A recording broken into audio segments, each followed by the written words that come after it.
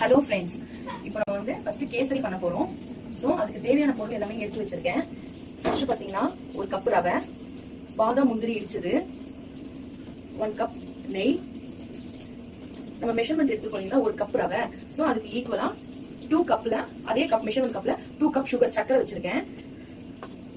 தேவையான அளவு நம்ம வந்து ஒரு சொம்புல தண்ணி எடுத்து வச்சிருக்கேன். சரிங்களா, இதுதான் தேவையான பொருள். நம்ம வந்து கேசரி செய்ய போறோம். இதுக்கு மெயின் கேசரி பவுடர்.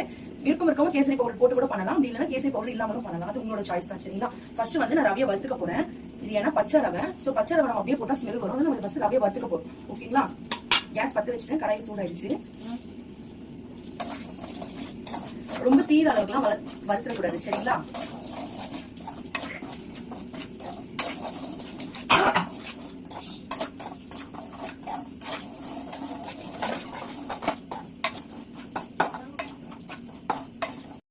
இப்போ வந்து பாத்தீங்கன்னா நம்மளுக்கு வந்து ரவை வறுந்துடுச்சு, வறுபட்டுடுச்சு அதுன்றது நம்ம எப்படி கண்டுபிடிக்கணும்னா, நம்ம கடையில ஓரமா போட்டாலே அந்த சவுண்டு கேட்கும், மணல் சவுண்டு கேட்கும். ஸோ அப்படி கேட்டாலே நம்ம வந்து ரவையை தீய வைக்காம வறுத்து எடுத்துக்கலாம். சரிங்களா, ஸோ இது நல்லா வறுபட்டுச்சு. அதை வந்து ஒரு பிளேட்ல மாத்திக்கிறேன். ஓகேங்களா,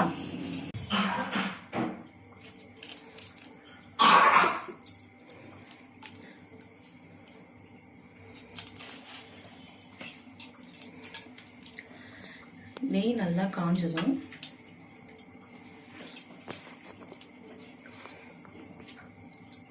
நல்லா காஞ்சிருச்சு. வச்ச முந்திரியும் பாதாமையும் இதுல சேர்த்துக்கலாம்.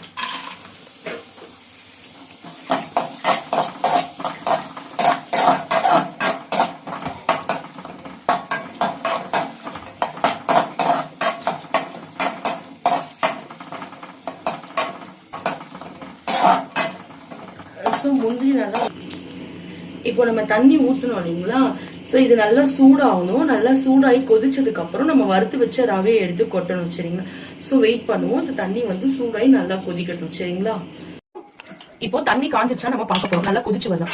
நம்ம ஏற்கனவே வறுத்து வச்ச ரவைய தீய வந்து சிம்ல வச்சிடணும். சரிங்களா, சோ சிம்ல வச்சுட்டு நம்ம ஏற்கனவே வறுத்து வச்ச ரவைய கொஞ்சம் கொஞ்சமா இதுல கொட்டி அப்படியே கலக்கணும். நம்ம அப்படியே விட்டுட்டோம் அப்படின்னா ரவை வந்து ஃபுல்லா என்ன ஆகும்னா கட்டி ஆயிடும். சரிங்களா, சோ கட்டி ஆயிடுச்சுன்னா நல்லா இருக்காது பாக்கிறதுக்கு.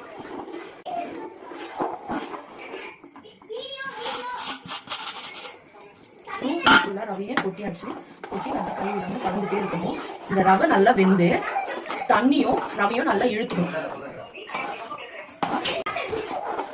கை விடாம கலந்துட்டே இருக்கணும். கையை எடுத்துட்டோம் அப்படின்னு பாத்தீங்கன்னா ரவை ஃபுல்லா கலரிக்கணும்.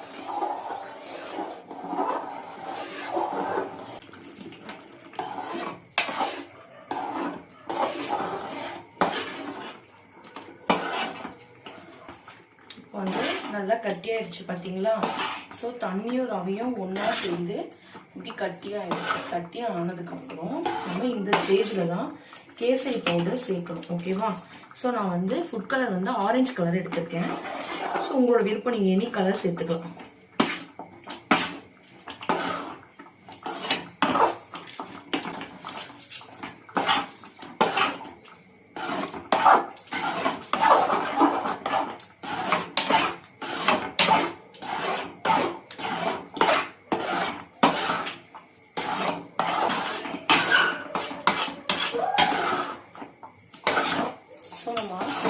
சேர்த்து நல்லா கலந்து விட்டுறணும்.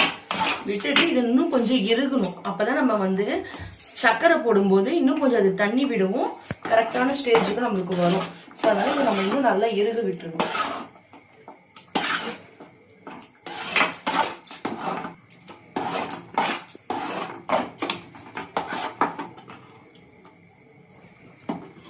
உங்களுக்கே தெரியுதுங்களா,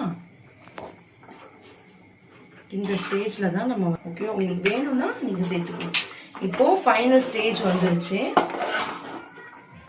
ஸோ இந்த ஸ்டேஜ்ல நம்ம நெய் விட்டுட்டு ஸ்டவ் ஆஃப் பண்ணிடலாம்.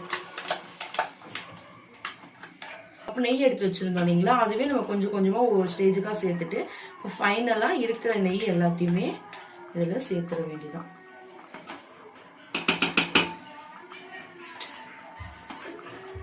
சேர்த்துட்டு அப்படியே கலரி விட்டுருங்க.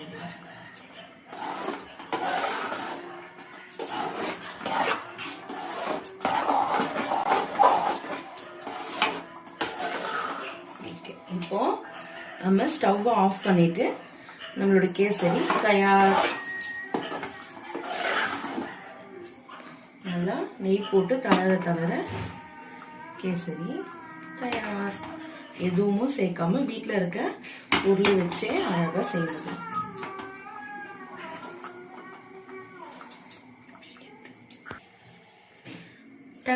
நம்மளோட கேசரி தயாராயிடுச்சு. நீங்களும் வீட்டுல செஞ்சு பார்த்துட்டு எப்படி இருக்குன்னு கண்டிப்பா கமெண்ட்ஸ்ல சொல்லுங்க. நான் நெக்ஸ்ட் வீடியோல பாக்குறேன். பாய்.